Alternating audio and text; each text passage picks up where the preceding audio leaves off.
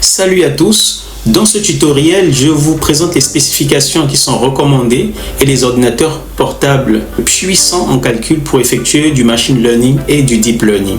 Alors pour les spécifications, nous avons besoin d'un CPU. Le CPU, ce sont des unités centrales de traitement.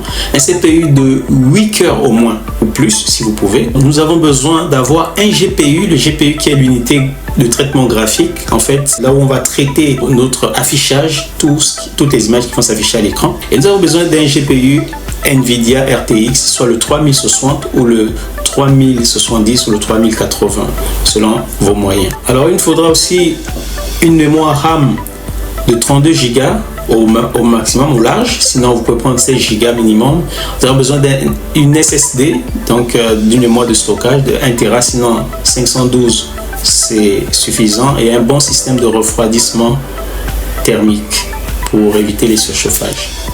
Vous pouvez bien apprendre le machine learning et du deep learning avec votre ordinateur qui a 8 Go de mémoire RAM et 500 Go de mémoire de stockage. Et maintenant ici, les caractéristiques que je donne, c'est pour des gros projets de machine learning et de deep learning. Alors nous allons commencer par les MacBook.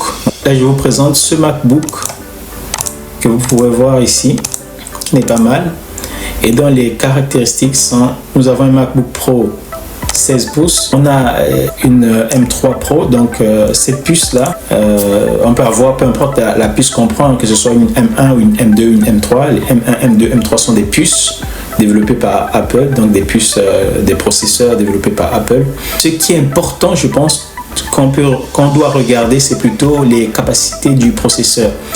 Alors pour ceux qui veulent acheter des PC portables Acer, je vous propose ce PC là. C'est un PC gaming et ses caractéristiques sont adaptées pour le machine learning et pour le deep learning. Comme vous pouvez le voir ici, c'est un PC gaming, un Acer Nitro 5 avec 15,6 pouces, à peu près 16 pouces. Et ce qui serait important pour nous, bien sûr, c'est un i-Core 5 avec 16 Go de RAM. On a 512 Go de SSD, donc de mémoire de stockage. Et on a notre processeur NVIDIA GeForce RTX ici, voilà, qui est important et qui le rend performant pour le machine learning et pour le deep learning. Et son prix à la FNAC, c'est 1199, donc on va dire 1200. Alors pour les HP, je vous propose cet HP. On peut déjà regarder à quoi il ressemble. Vous voyez, il est pas mal du tout, vraiment pas mal. Et ses caractéristiques, voilà, on nous dit qu'il a un Windows 11 installé dessus, il a 32 Go de mémoire RAM, il a 1 Tera de mémoire de stockage SSD.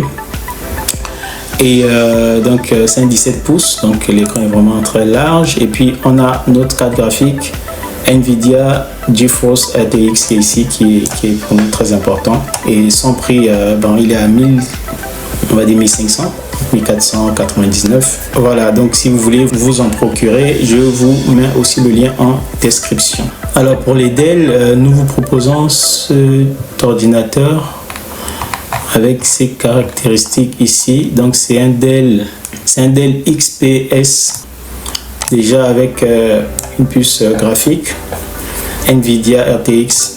Donc le prix, normalement, il doit varier en fonction des capacités que vous choisissez ici. En ce qui concerne des ordinateurs portables Asus, nous vous recommandons le Zephyrus G16 et une carte NVIDIA GeForce RTX. Pour ceux que ça intéresse, vous trouverez le lien en description de cette vidéo. Alors pour finir, nous vous recommandons ce PC, donc un Ryzer Blyde. C'est un PC gaming avec des puissantes capacités pour le machine learning et le deep learning aussi.